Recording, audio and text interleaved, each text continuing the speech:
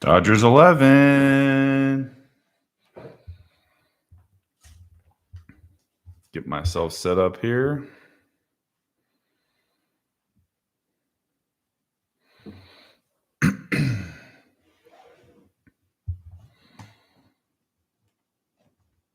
Bring the crowd in.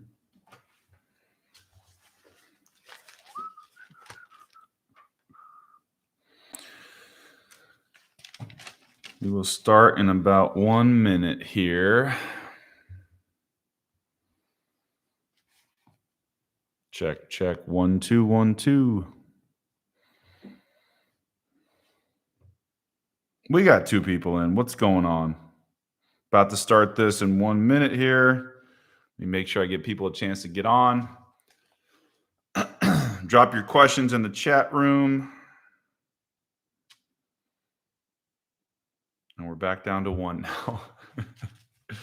Dodgers 11, you're my MVP. I'm going to put something in the YouTube chat here.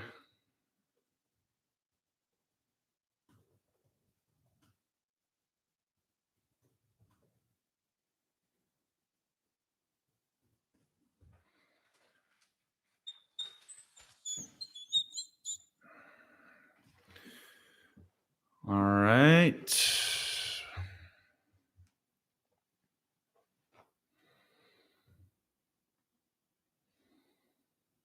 Just going to put this in the chat. Drop your questions here.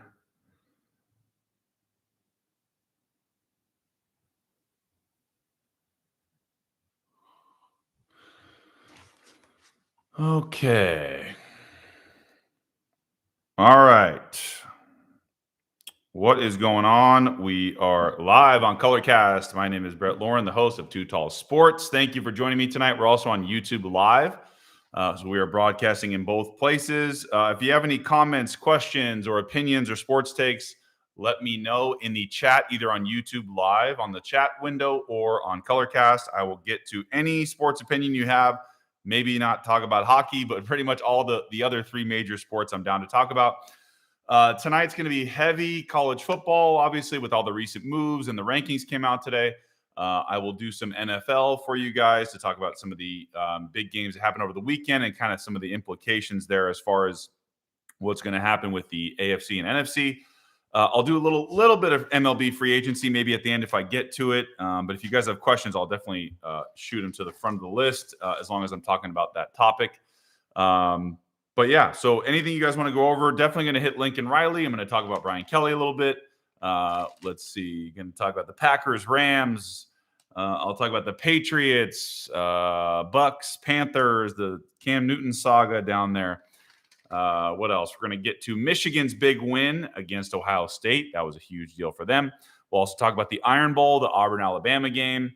And, of course, the Notre Dame issues that are happening right now, plus Oklahoma, what happens to them as well. So a lot of stuff to get to. But if you have any questions, hit me up at Too Tall Sports Podcast. That's my handle on Instagram.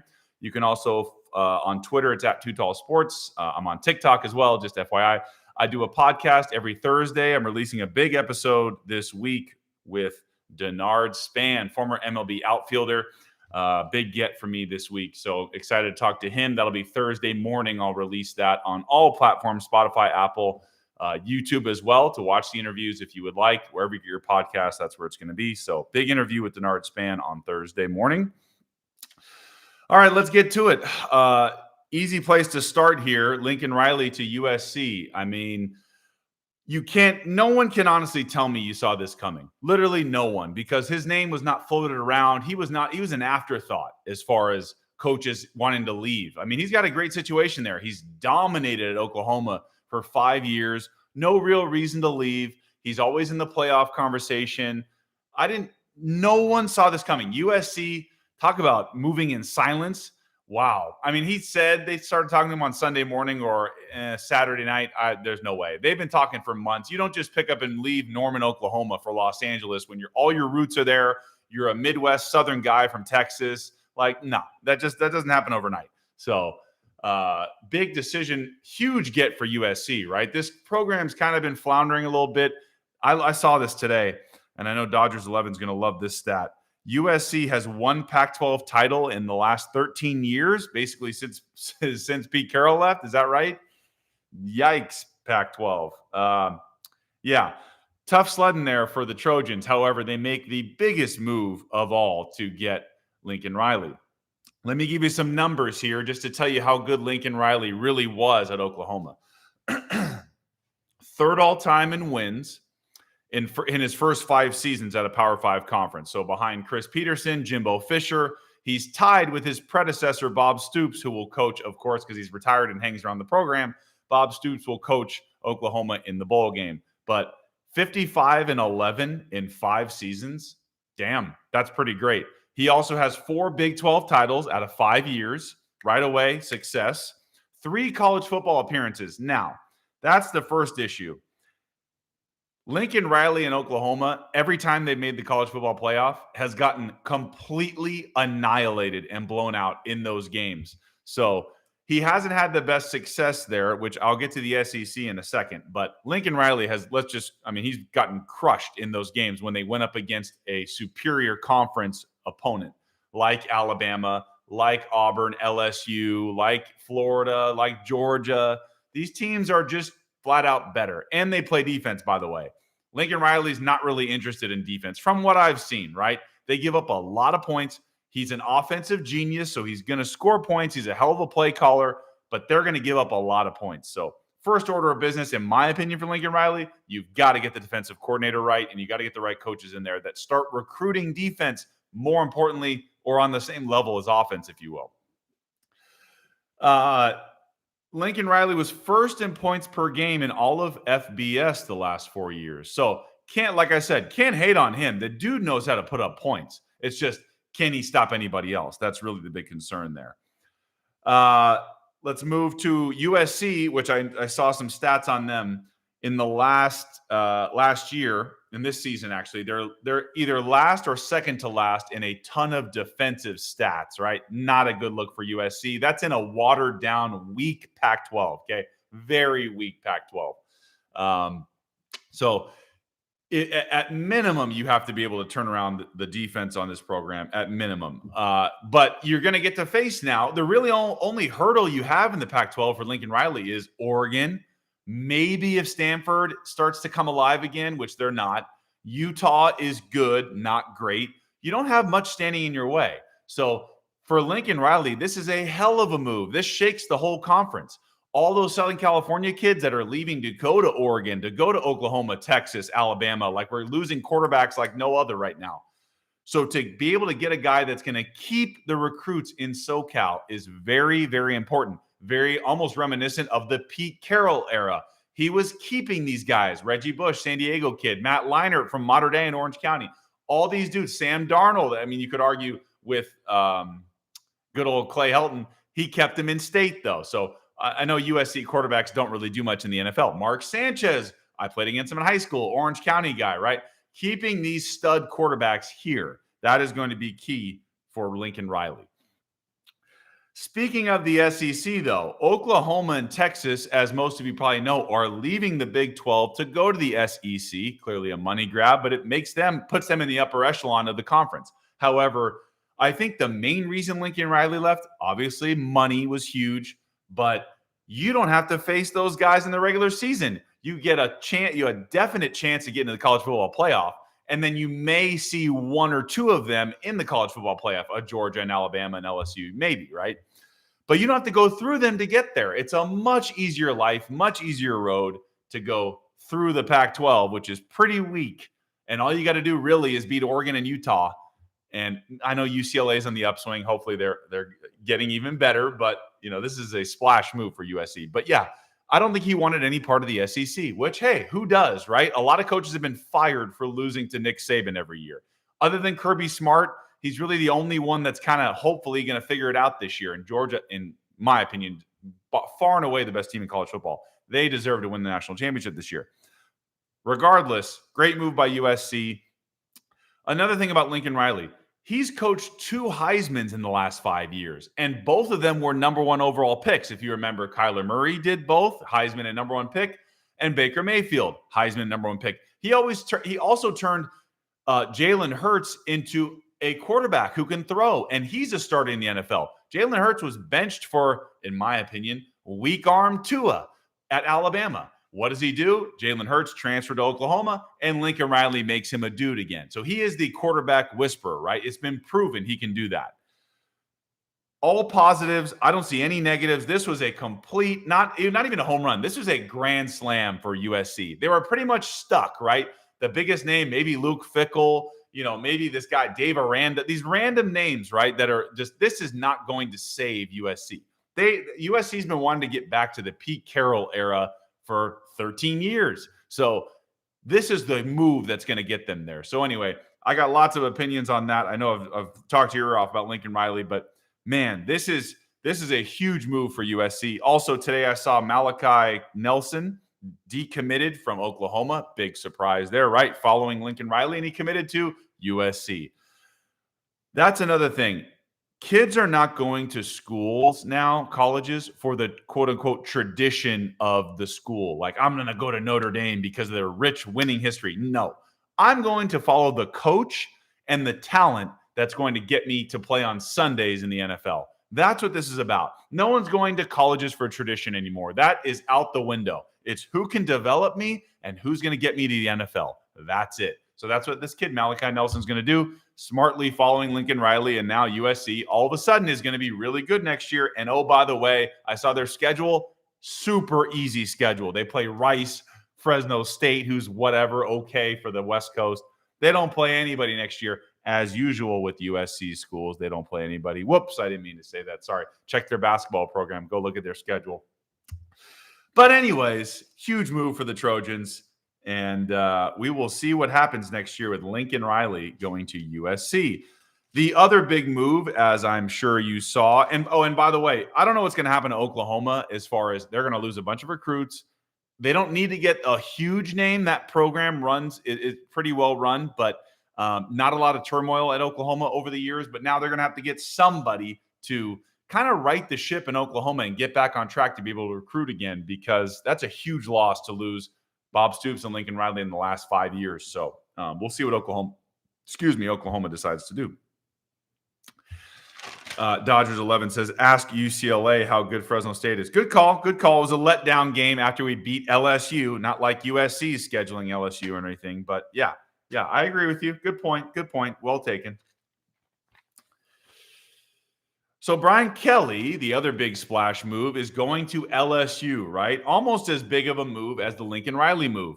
So he goes to LSU, leaving Notre Dame high and dry, just like he did to Cincinnati years ago, right before they had a big bowl game. The team was on fire. It's not like Notre Dame's going to win the championship, because they're not. They're not in the same class as Alabama, Michigan, or Georgia. However, when you get paid I believe it was either 8 or 9 figures to leave Notre Dame, you go. You go because Notre Dame is a much tougher school to recruit at, because the academic standards are so high. So you have to get highly intelligent, high quality individuals. Not saying the people elsewhere are not, but you've got to have good grades to get into Notre Dame. That's just the way it is. So what does Brian Kelly do? He goes, I can get an academic institution with money behind me. They're independent, and they have a lot of advantages there, right? They have their own TV network deal with an NBC, so they get primetime games. They get to choose their schedule because they're independent, so they don't have to go through the gauntlet ever. Outside of USC, Stanford, they got a couple of tough games in there, but they get to play Navy. They get to play other random games. They get to choose their schedule. There are benefits to coaching at Notre Dame. However, when you can get the athletes that LSU gets, and you really only have to recruit Louisiana, Georgia, Florida, Alabama to get kids there, maybe a little bit of Texas, when you can get those kids to go to LSU with you, and you bring the pedigree of what you were able to do with a bunch of slow, unathletic people at Notre Dame outside of a few receivers, damn, I think you take that opportunity. Now, like I mentioned, you're going into the SEC, unlike Lincoln Riley. You're going to have to go against Alabama, Auburn, Florida, Georgia, all the big boys now, right? But you're going to have the athletes to compete. LSU is a championship contender. They've had 3 coaches in the last 20 years win championships. So it can be done, and there's plenty of athletes to do it. So you can't turn down money. Everybody has a price, right? And I'm sure Notre Dame was given the opportunity to match or get close to what Brian Kelly was being offered by LSU. So how do you turn that down if it's arguably, reportedly 100 million ish? That's 10 something million per year, whatever the contract is. They haven't released the details yet, but how do you pass that up? I don't think you can. So tougher road to get through. However, he should. I don't know if he's got Coach O's personality, but he should do well in Baton Rouge. We'll see what kind of players he can recruit down there. So big contract, big win for LSU. They moved on it right away. Florida missed out on getting a few guys. I know they got Billy Napier, but they missed out on the big names. We'll see if Mario Cristobal from Oregon makes a move, possibly to Miami, kind of where he's from. So lots of dominoes still to fall in college football. And, of course, we got the championship weekend. So Michigan had that huge, huge win. Let's talk about some other college football stuff that happened this past weekend. Michigan I watched that game. That was a crazy game. What a fun game to watch, right? Jim Harbaugh finally gets over the hump against not only Ryan Day and Urban Meyer, not really, but he got over the hump against Ohio State. That is a huge win for the program. What about all those people that want to fire a 10, 11 win Harbaugh every year because he can't beat Ohio State? This was validation that he needed to stay, not only, but also just in general for the conference. Ohio State has had a stranglehold on that conference for years. It was just nice to see in Ann Arbor at the Big House, a team like Michigan just put it on Ohio State. That was awesome to watch in the snow. It was just a really cool atmosphere, a really fun game to watch. I'm just happy. I'll be honest, I was rooting against Ohio State. I'm tired of them. I'm tired of their fans. It was just nice to see Michigan finally live up to the tradition that people think Michigan has, which is all this winning, right? They haven't won a championship in a long time. So this was a big deal. They're in the college football playoff as long as they don't mess up this weekend against Iowa. Michigan's got a good look at it. They're not better than Georgia. They're probably not better than Alabama. They'll probably beat Cincinnati, but I don't think they're going to face them. So they're probably going to get Alabama if it stays the same. Now, if Alabama loses to Georgia, that may put them outside the top four. So maybe Notre Dame, the committee wants Notre Dame to get in there. Maybe Oklahoma State sneaks in if they win their conference championship. So a lot of dominoes still to fall here in the college football playoff. But we'll see. We'll see what happens with Harbaugh. We got a question here from my guy, Ben Lewis Radio. It would be very, very Harbaugh thing to do to beat Ohio State and lose to Iowa. I totally agree with you. That cannot happen to the Wolverines. That cannot happen this week. And Iowa's been spoiler before. They're a good team. Let's not forget. Iowa's a pretty good team. They've had a couple weird losses this year, but Iowa's good. So that cannot happen. So shout out to Ben there. That can't happen for Harbaugh. Iowa has zero offense. True. Yeah. The Big Ten is really not built on offense. Let's be real. But as long as Harbaugh can run that kid Haskins that scored 5 times against Ohio State, if he can run him against Iowa, he's got a good chance. And the quarterback just has to manage the game almost and not make mistakes. Then they got a chance. But I'm with you. Michigan cannot blow this opportunity. This is Harbaugh's biggest year he's had so far. At least just get to the playoff. That's what matters. If any of you guys watched the Auburn-Alabama game, the Iron Bowl, what a crazy game. Auburn controlled the thing. They held them down the entire game. Auburn was dominating this game. They were up 10-3, and all of a sudden, literally the floodgates open and all hell broke loose in those not 1, not 2, not 3, 4 overtimes for Auburn, Alabama. What a crazy, insane game. Fun to watch, very frustrating, up and down, nerve-wracking. It was crazy. Excuse me. But what a game to watch. Auburn totally blew it. One of their kids had the ball. All you had to do was fall and stay in bounds and get tackled in bounds. He goes out of bounds, stop the clock. And Bryce Young goes 97 yards with Alabama's offense to score. And then, oh, my God, it was just a mess. I was really rooting hard to – again, I'm done with Ohio State. I'm done with Alabama. Get some of these new bloods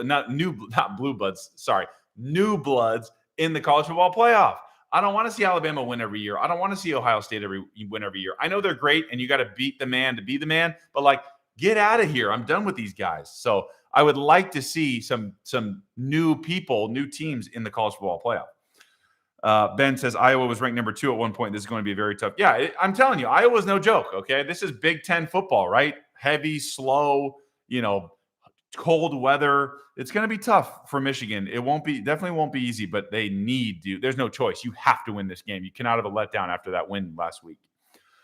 But anyway, yeah, crazy game with Bama and Auburn. Disappointing finish. I really wish Auburn would have held on there. They were on their second string quarterback who could barely walk. So yeah, tough game for Auburn. I'm pissed they lost, but oh well. Alabama's moving on. But they get to face Georgia as a reward. So I want Georgia to go undefeated, win the whole thing. It's their year. They deserve it. They haven't given up more than 17 points all year. All year. They haven't had one bad game on defense. Crazy. And they have a backup quarterback as well. Let's see. I'll get to a little bit of NFL here. I want to touch on the Green Bay Packers a little bit. I mean, you could argue they're the best team in the NFL, right? They have the tiebreaker over Arizona Cardinals. They went there and beat them already this year. They're 9-0 under Matt LaFleur following a loss. Pretty impressive. Can't probably say that about Mike McCarthy. Dodger 11 says Georgia needs to blow them out so Bama doesn't sneak in the playoff. I agree, because the committee wants them to get there. The committee wants to sneak in Notre Dame and sneak in Alabama if they can for ratings-wise, which is so effed up about college football. But yeah, I really hope Georgia blows out everybody, and there's no doubt. Back to the Green Bay Packers. Rodgers looks just as good as he always has. Even though he has a fractured toe, whatever the case may be, they got a bunch of dudes on defense that are hurt. He's just making it happen. Unlike Russell Wilson, who similar offseason with turmoil, he had way less turmoil than Rodgers, even though he floated some teams he wanted to be traded to.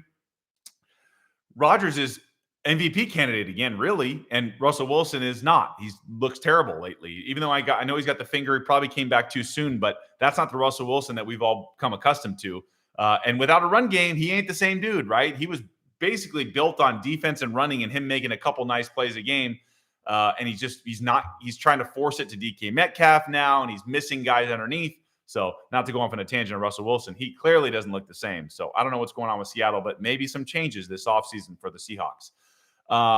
For those Rodgers haters, and I'm a big Rodgers believer, okay? I know he's maybe weird off the field, whatever. I don't care. I'm judging him as a quarterback. And this is the 30th game that Rodgers has had a rushing TD and a passing TD. Not known as a runner, but this is pretty impressive. He's third all time behind Steve Young and Cam Newton. And he's mostly a pocket passer, but he can move a little bit here and there. So for all the Rodgers haters out there, I know there's at least one in here, but I want to make sure he knows that. Anyways, moving on to the Rams. Well, everything looked good in the beginning of this season. The chemistry is just not there, though. It's clear, right? Von Miller's still new, probably still learning a few things on defense. You have Stafford throwing an interception, return for a touchdown, pick six in 3 straight games, ladies and gentlemen. This is not why you traded Jared Goff, right? You gave up 2 firsts and a third to bring in a guy that's playing slightly better than Jared Goff. Obviously, Matt Stafford is a much better quarterback overall than Jared Goff. They're 0-10 in Detroit. He ain't lifting anybody up, that's for sure. However, they're 7-4. Isn't this kind of Jared Goff-y a little bit? I'm not sure exactly why this is happening. He may be banged up. It's been reported he's had some injuries, and Stafford's not right now.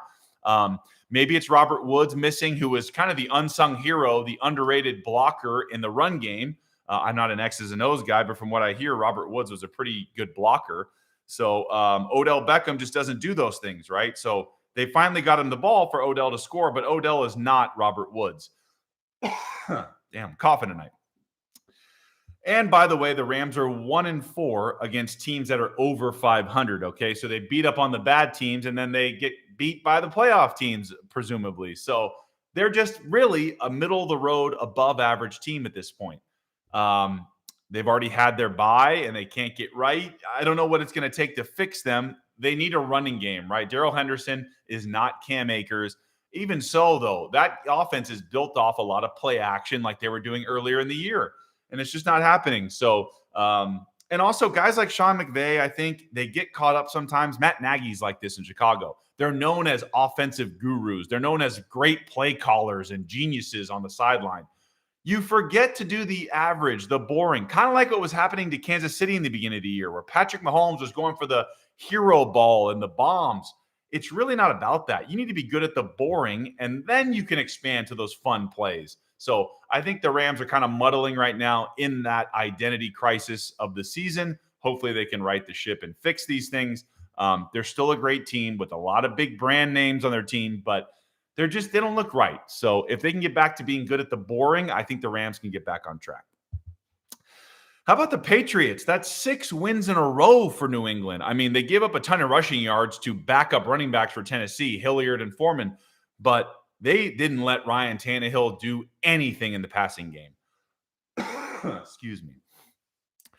The Patriots look like a real contender in the AFC. The AFC is completely wide open, right? No one's really taken over in that conference. Baltimore's still there, but they don't look good. They got Cincinnati is starting to trend in the right direction. They do have the Patriots. They do have the Bills twice in the next 3 weeks that will likely decide the AFC East. The Bills are still good. They have, kind of sputtered a little bit lately, but I still believe in the Bills. I'd like to see them win the conference. They need to at this point. So maybe they're back on track after their big Thanksgiving win. But the Patriots look damn good, and they take the ball away too, man. Their defense is solid. So I'm a believer in the Patriots to get pretty far in the AFC. We'll just call it that. I don't think they're a Super Bowl team, but they're playing really well right now. Tampa Bay wins again. Brady looked okay, right? Didn't really do much in the passing game. He did go to Gronk, which is obviously, when Gronk and AB are there, if you remember in the Super Bowl, those two guys scored touchdowns in the Super Bowl, Gronk and AB. So when he has those guys healthy, he's a different quarterback. Now, he does have Godwin and Mike Evans. It's an all-star team down there. Let's be real. And when Leonard Fournette becomes unstoppable like he was the other day, 4 touchdowns, he had rushing touchdowns, he had receiving touchdowns. This is a tough team to beat, and nobody can really run the ball on Tampa. So as long as they're good in the passing game, man, Tampa's going to be hard to beat. They're still definitely a contender in the NFC. It looks like they've taken a step back naturally. It's a Super Bowl hangover. Makes sense. But man, I don't know. We'll see. We will see what happens to the Tampa Bay Buccaneers. Playoff Lenny. Not sure what you mean by that on my chat here from J Mike. Lenny who? Are you talking about Leonard Fournette? Oh, it's because he's from Tampa. I get it now. I got it. Yeah, dude, he's legit, man. He's a good player. So I like Leonard Fournette. I got you now. I did want to touch on Cam Newton and the Panthers. Man, if it doesn't get any worse from Matt Rule, I don't know how much more he can take. You signed Cam off the couch, who looked, scored a couple touchdowns his first game against Arizona. They win. Everything's great. Cam's a savior again. He's back. He's yelling at people. And then he decides to go 5 for 21 in the passing game and got benched, much like Sam Darnold did for P.J. Walker, the former XFL player.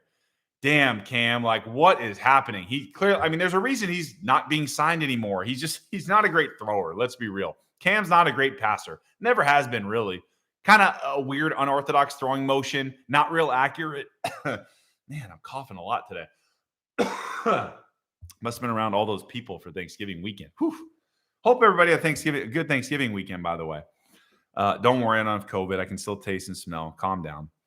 Yeah, Sam Darnold obviously was the same as Cam Newton at this point. So I don't know what Matt Rule's going to do. Maybe he needs to go back to college. That may be his best bet, but it ain't looking too good in Carolina right now. They started 3-0. Sam Darnold was unstoppable, and now Christian McCaffrey is out for the year again. That dude cannot stay healthy.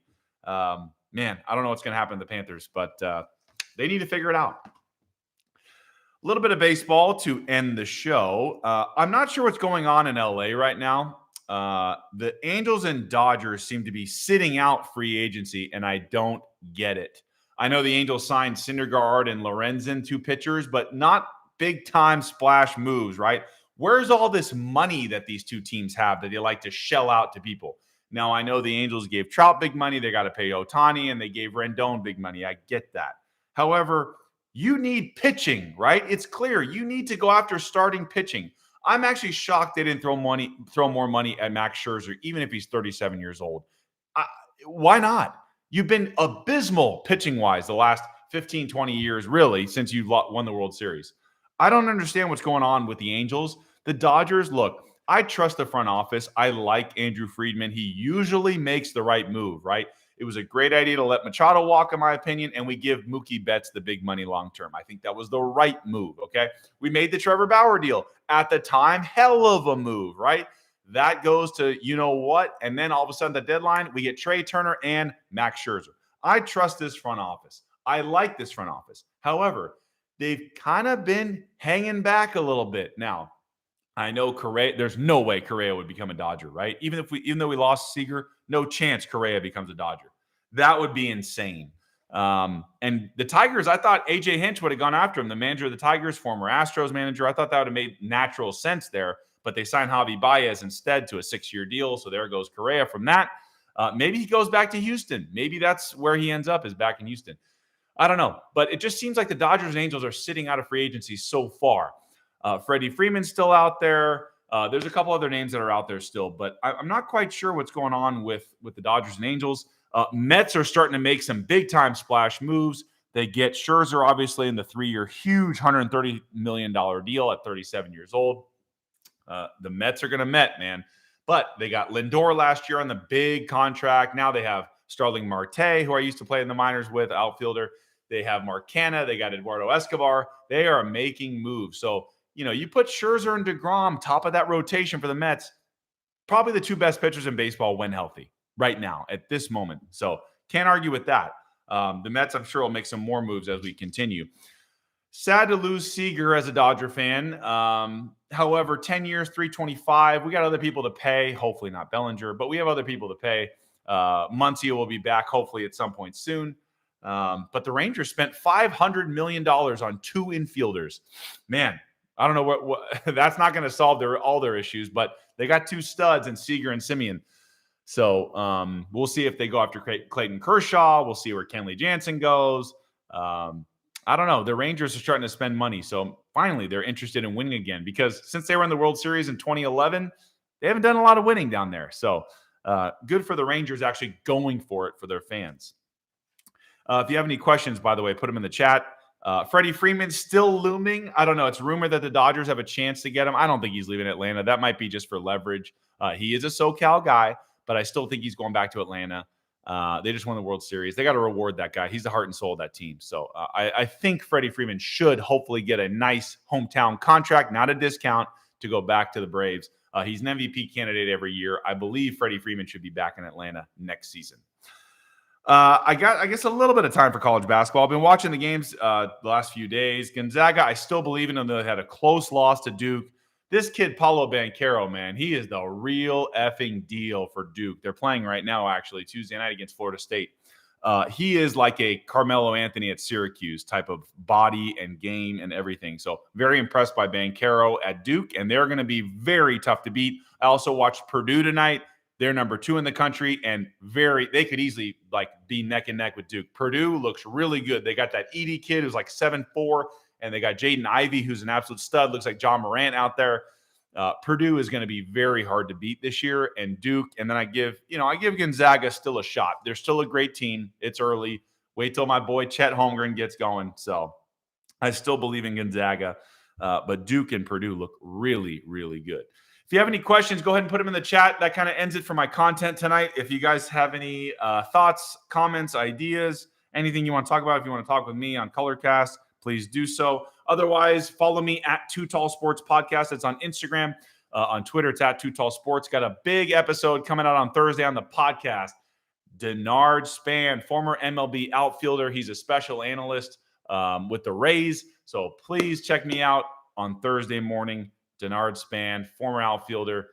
Great interview with him about his story, about his foundation, all that stuff. So that's Thursday on all platforms. Just type in Too Tall Sports Podcast. Wherever you get your podcast, you'll find me there. And with that, I think we will call it a night. And I appreciate you listening. Thanks for being here. Always love chatting with you guys. And I will definitely be talking to you soon. Check out my episode on the podcast, Too Tall Sports Podcast, on Thursday morning. Have a great night, and I will talk to you soon. Thanks, guys.